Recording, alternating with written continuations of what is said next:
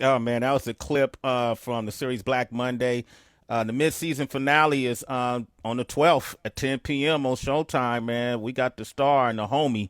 One of my favorite poker players is on the line with us, the one and only Don Cheadle, ladies and gentlemen. Don Cheadle. What, what? What? And wwho knew Raven played poker too, Sway? Who No, knew? Well, I guess she's been in the trenches since the days of Ponce de Leon, so. what you think of her song, man? It's just so refreshing to hear her like that. I know, right? It's a whole new angle. She's been bopping though. It was nice. I liked it. I was sitting on the couch like, oh, okay, okay. She brought up something really interesting too, Don.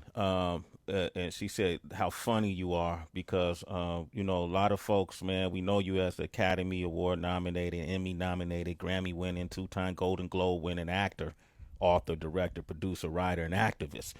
But you got comedic chops, and I also think your co-star, Gina. Regina, is funny as hell, bro. Oh my and God. I Yes. don't know. I don't know if you two get the.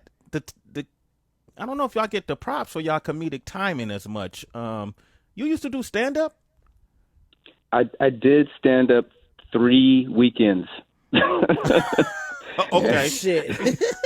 Literally 3 weekends. And the first weekend, and I had a partner, and I was in high school actually, senior in high school, and we were theater nerds and everything. And we were driving by a club, and it was an open mic night, and we were like, I bet we could do that.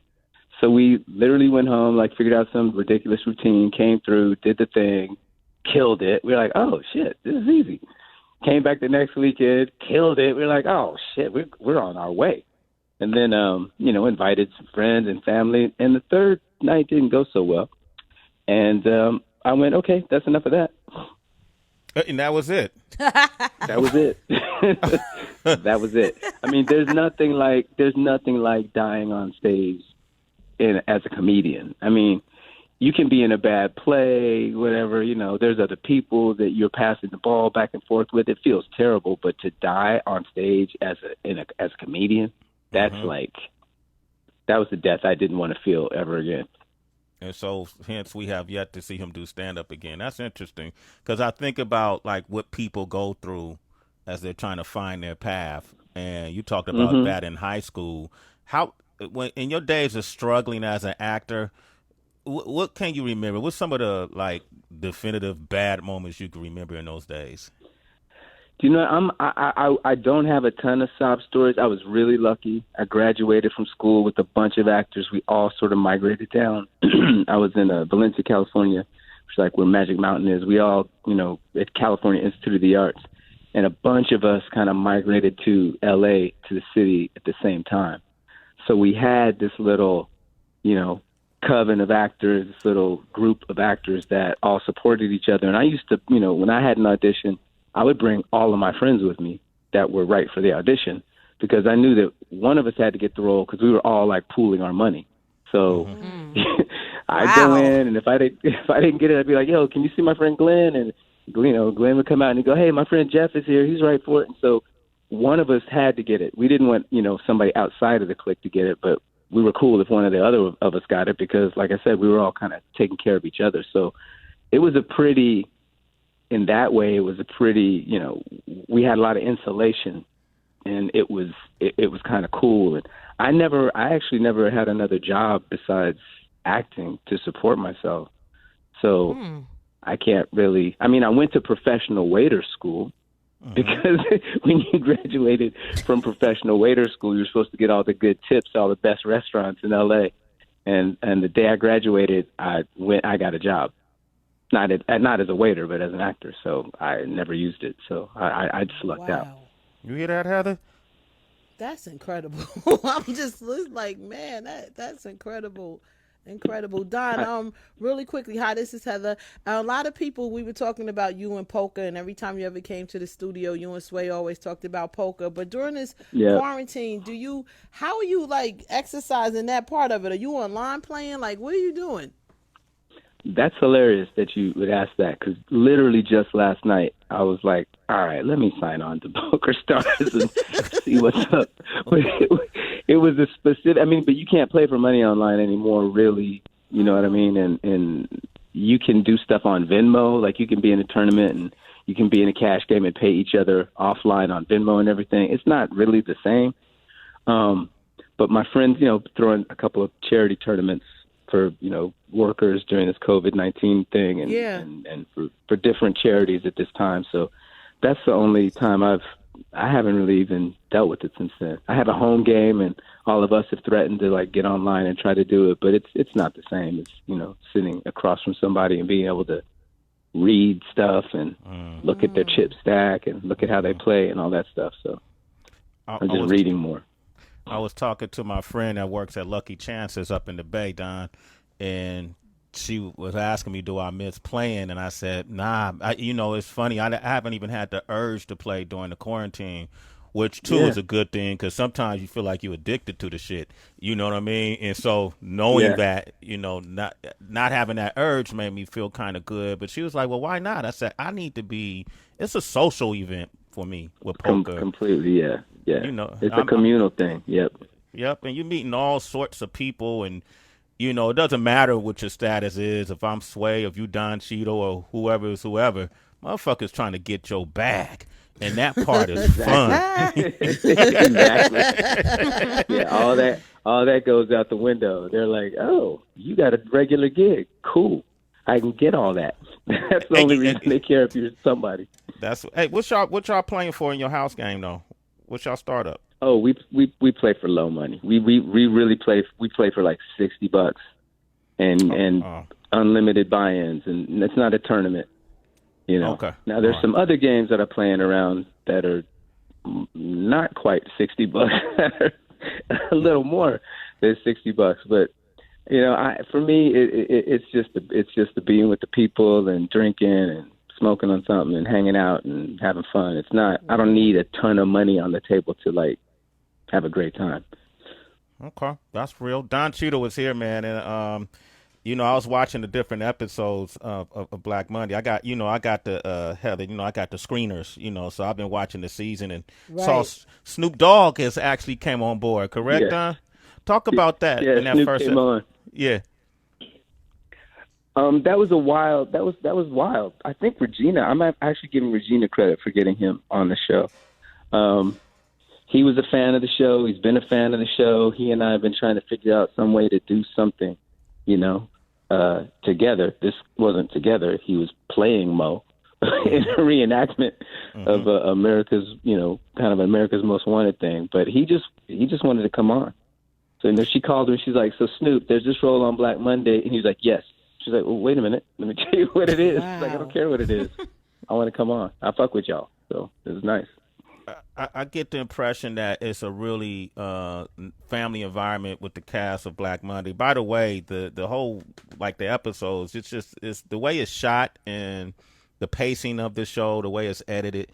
You just can't really turn away from it. It's not like a soap opera or something where you could turn away from it and then come back 20 minutes later and you could pick up where you left off. That's one of the things that I like about it. And you can see the chemistry, especially between you and Regina.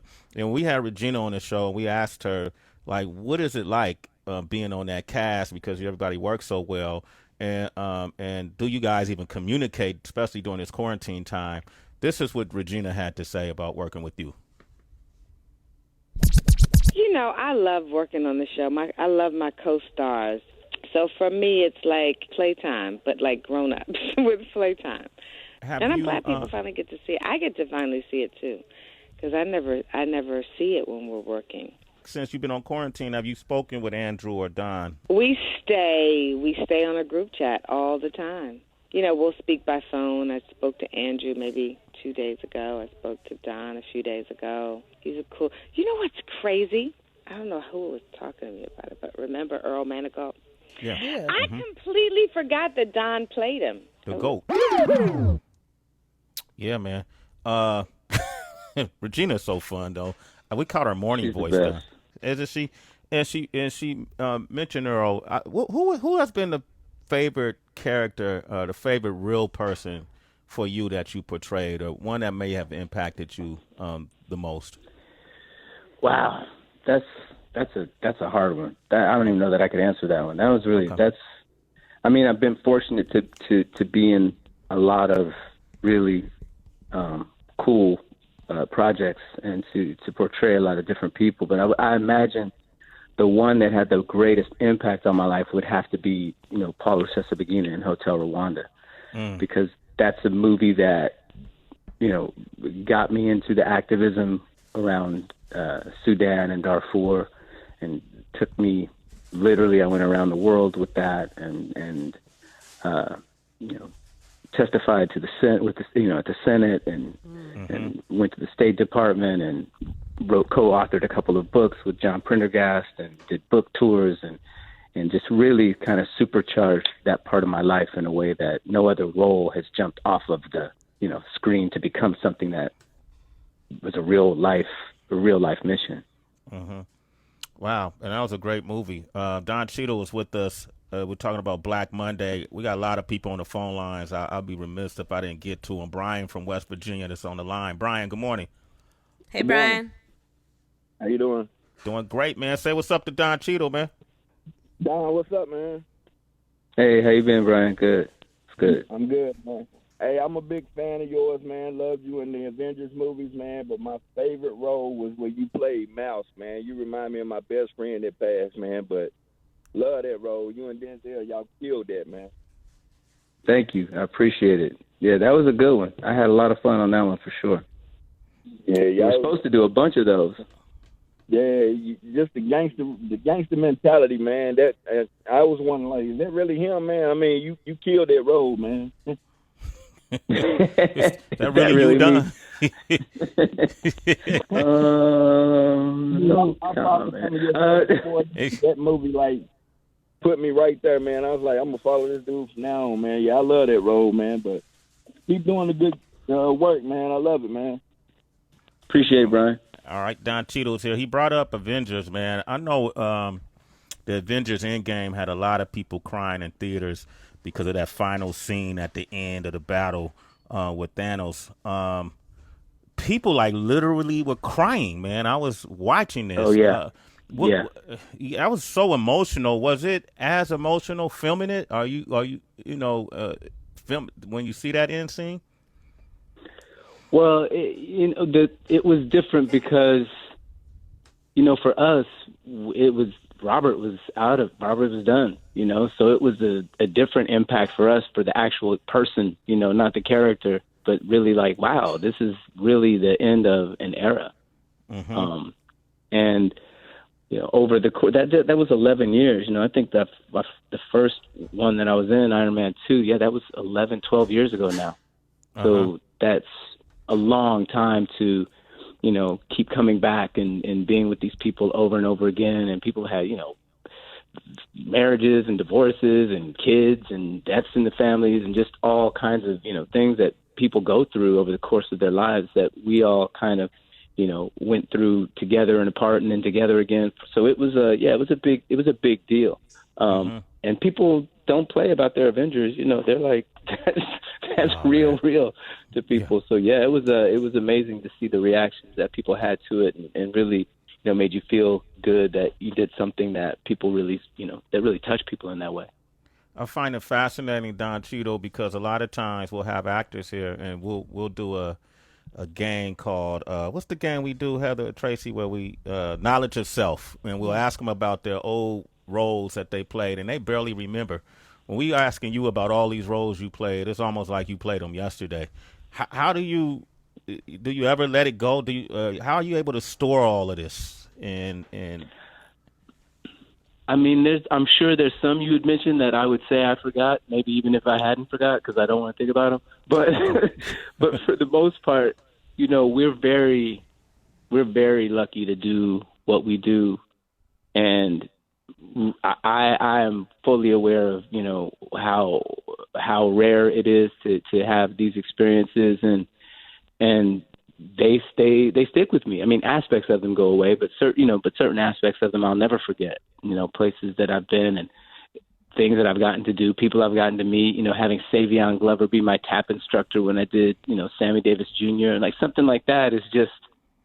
To have that, I wouldn't trade that for anything in the world, and it wouldn't have happened had it not been for this career path. So, stuff sticks. And it's, Stuff. I've raised a family during all this time, and my kids are now out of the house and grown and doing their own thing. And it's been a long journey. Don Cheadle is here, man, but it's been an amazing journey. And bro, you ain't even at halftime yet. That's the crazy part, right? You agree, Tracy? I think I'm probably at halftime. I mean, I feel like the third quarter is kind of coming up. You feel like it? Okay. Well, you in the middle of halftime.